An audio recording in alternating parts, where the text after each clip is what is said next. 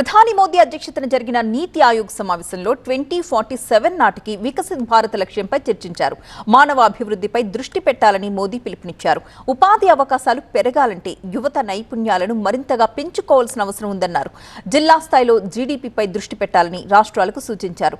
Is of doing business కి ప్రాధాన్యత ఇవ్వాలన్నారు మోదీ.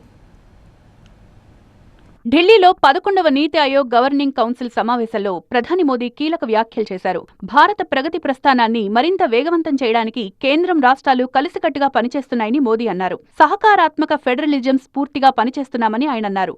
వికసిత్ భారత్ లక్ష్యాన్ని చేరుకోవడానికి కేంద్రం రాష్ట్రాలు సమిష్టిగా ప్రయత్నం చేస్తున్నాయంటూ మోదీ వివరించారు.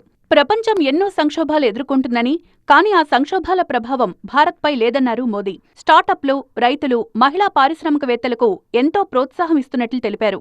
కేంద్రం, రాష్ట్ర ప్రభుత్వాల మధ్య నీతి ఆయోగ్ వారధిలా పనిచేయాలని మోదీ సూచించారు.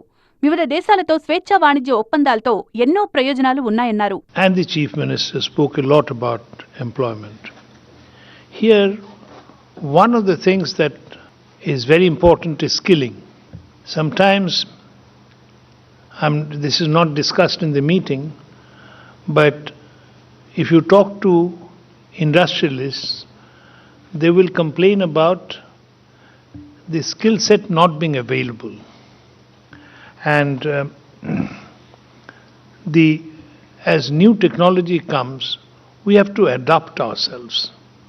We cannot get stuck in 1990s or 2000 technology.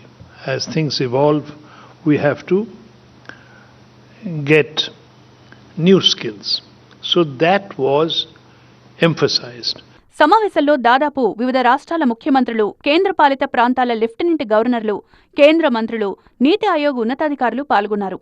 లింగ, ప్రాంతీయ, సామాజిక, ఆర్థిక భేదాలు లేకుండా దేశంలోని ప్రతి పౌరుడికి ఆరోగ్యం, సరైన పోషకాహారం, భవిష్యత్తుకు సరిపడే నైపుణ్యాభివృద్ధి, ఉత్పాదక ఉపాధిని కల్పించడంపై ఇందులో సుదీర్ఘంగా చర్చించారు. డిజిటల్ పబ్లిక్ ఇన్ఫ్రాస్ట్రక్చర్ సుపరిపాలన ద్వారా ఈ అభివృద్ధి ఫలాలను క్షేత్రస్థాయిలోకి ఎలా తీసుకువెళ్లాలి అనే దానిపై స్పష్టమైన రోడ్ మ్యాప్ను ఈ సమావేశంలో ఖరారు చేశారు.